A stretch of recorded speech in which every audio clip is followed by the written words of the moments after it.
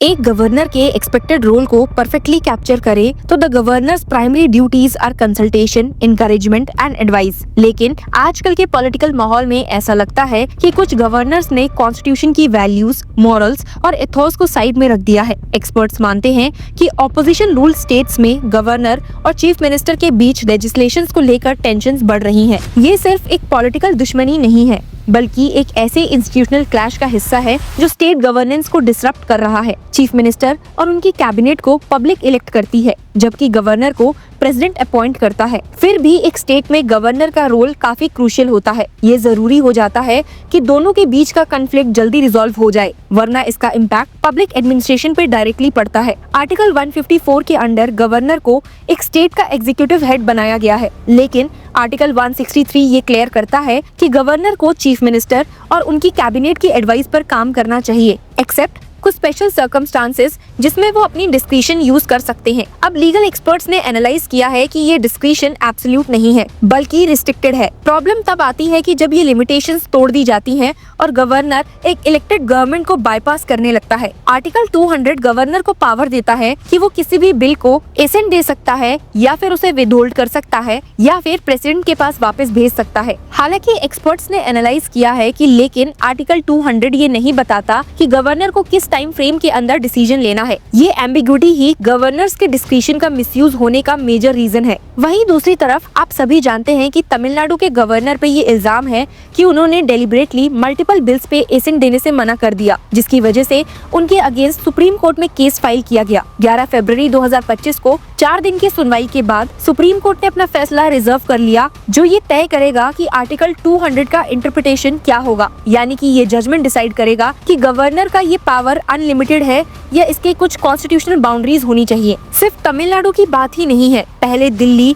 फिर पंजाब और अब केरला भी गवर्नर के अगेंस्ट सुप्रीम कोर्ट पहुंच चुकी है। पूंची कमीशन और national commission to review the working of the constitution ने रिकमेंड किया था कि गवर्नर को बिल्स अप्रूव या रिजेक्ट करने के लिए एक फिक्स टाइम फ्रेम दिया जाए, लेकिन अब तक इस रिकमेंडेशन पे कोई एक्शन नहीं लिया गया है। इस वजह से ही जुडिशरी का रोल और भी ज्यादा क्रिटिकल हो जाता है। आपको याद दिला दूं कि सुप्रीम कोर्ट ने इससे पहले भी पंजाब गवर्नर के केस में ये क्लियर किया था कि गवर्नर सिर्फ एक कॉन्स्टिट्यूशनल हेड है और उन्हें अपनी पावर डिस्क्रिशनरी नहीं बल्कि कॉन्स्टिट्यूशनल फ्रेमवर्क के अंदर रख कर चलानी होगी। State of Punjab versus principal secretary to the governor of Punjab 2023 case में सुप्रीम कोर्ट ने ये रूलिंग दी थी कि गवर्नर सिर्फ सिंबॉलिक हेड है और उसका काम कैबिनेट की एडवाइस पे चलना है जब तक कॉन्स्टिट्यूशन स्पेसिफिकली कुछ और ना कहे। Chief justice D.Y.. चंद्रचूड़ ने ये क्लियर किया था कि अगर गवर्नर बिना किसी जस्टिफिकेशन के एसेंट डिनाई करता है तो ये पार्लियामेंट्री डेमोक्रेसी के फंडामेंटल्स को हिट करेगा। उन्होंने ये भी कहा था कि गवर्नर को अगर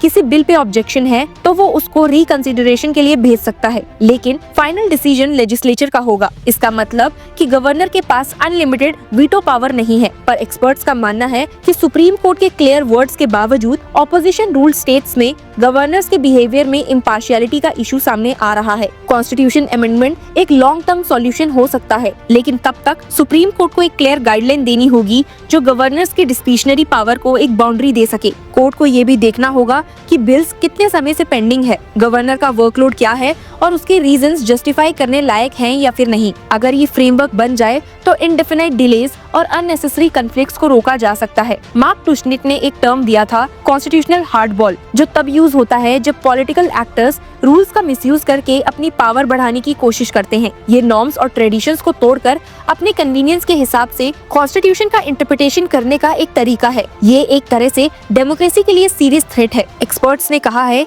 कि गवर्नर्स का बिल्स को इंडेफिनाइट होल्ड पर रखना भी एक कॉन्स्टिट्यूशनल हार्डबॉल का केस बन रहा है। ये एक तरह का ग्रामर फॉर अनार्की है जो डेमोक्रेसी के एसेंस को वीक करता है। लीगल एक्सपर्ट्स ने UN Rao versus Indira Gandhi 1971 case का हवाला दिया और कहा कि उसमें सुप्रीम कोर्ट ने बोला था कि इंडियन कॉन्स्टिट्यूशन काफी हद तक ब्रिटिश पार्लियामेंट्री कन्वेंशन पे बेस्ड है। ब्रिटिश सिस्टम में मोनार्क का रोल सिर्फ सेरेमोनियल होता है और वो मिनिस्टर की एडवाइस पर काम करता है। इसी तरीके से इंडियन गवर्नर्स को भी कैबिनेट की एडवाइस को ब्लाइंडली फॉलो करना चाहिए जब तक कोई एक्सेप्शनल केस ना हो। तमिलनाडु और पंजाब के बाद केरला भी तीसरा ऐसा राज्य बन गया है जो अपने गवर्नर के खिलाफ सुप्रीम कोर्ट गया है पेंडिंग बिल्स और नए मुद्दों को लेकर। केरला सरकार का कहना है कि गवर्नर आरिफ मोहम्मद खान ने विधानसभा द्वारा पास किए गए 8 बिल्स पर एक्शन नहीं लिया है, जिसमें से कई पब्लिक इंटरेस्ट से जुड़े हुए हैं। केरला सरकार ने अपनी प्ली में कहा है, of these 3 bills have been remained pending with the governor for more than 2 years and 3 more in excess of a full year. The conduct of the governor threatens to defeat and subvert the very fundamentals and basic foundations of our constitution, including the rule of law and democratic good governance, apart from defeating the rights of the people of the state to the welfare measures sought to be implemented through the bills. इसमें ये भी कहा गया है कि article 200 के तहत governor की ड्यूटी है to declare either that he assents the bill or that he withholds assent therefrom or that he reserves the bill for the consideration of the president. The governor appears to be of the view that granting assent or otherwise dealing with the bills is a matter entrusted to him in his absolute discretion. This is a complete subversion of the constitution. Kerala के law minister P Rajiv ने कहा था कि supreme court भी कह चुका है कि स्टेट असेंबलीज द्वारा पास किए गए बिल्स को गवर्नर अनंत समय तक होल्ड नहीं कर सकते और कहा कि Khan is not discharging his constitutional duties. Khan जो एलडीएफ सरकार के साथ लगातार टकराव में हैं, उनका कहना है कि उन्होंने कुछ बिल्स का एसेंट रोका क्योंकि उनकी क्वेरीज अभी तक एड्रेस नहीं की गई हैं। अब क्योंकि सुप्रीम कोर्ट का लैंडमार्क रूलिंग तमिलनाडु केस में आने वाला है, तो उम्मीद है कि इस समस्या का एकमात्र समाधान संविधान में सुधार करना हो सकता है। लेकिन जब तक ये नहीं होता, सुप्रीम कोर्ट द्वारा आर्टिकल 200 का स्पष्ट इंटरप्रिटेशन देना एक महत्वपूर्ण कदम होगा जो इंडेफिनाइट बिल पेंडिंग्स की समस्या को हटाने में मदद करेगा। आपको क्या लगता है? Share your views with us in the comment section and keep following Law Chakra for such analysis and updates. Hello law lovers and justice seekers, welcome to Law Chakra. हम आपके लिए लेकर आए हैं कुछ बहुत ही exclusive. Introducing Law Chakra prime membership, जो आपको देगा exclusive access like never before. चाहते हो कि सबसे पहले आपको मिले latest legal updates? Law Chakra prime के साथ आपको मिलेगा early access to exclusive content, case analysis, courtroom बैठ का ब्रेकडाउन, वो भी बाकी व्यूअर्स से पहले। मोर अपडेट्स, मोर एनालिसिस, यानी कि फुल इनसाइडर एक्सेस, वो भी बस घर बैठे। यही नहीं, प्राइम मेंबर को मिलेगा access to exclusive interview session with renowned जजेस, लीगल एक्सपर्ट्स एंड लॉयर्स। ऐसे इनसाइट्स जो आपको कहीं और नहीं मिले। इसी के साथ अगर आप कभी सोचे कि हम कैसे लेकर आते हैं आपके लिए ये लीगल अपडेट्स, तो इसके लिए भी प्राइम मेंबर्स के लिए है हमारे पास एक special sneak peek behind the scenes of law chakra. Brainstorming session से लेकर ब्लूपर्स तक सब कुछ।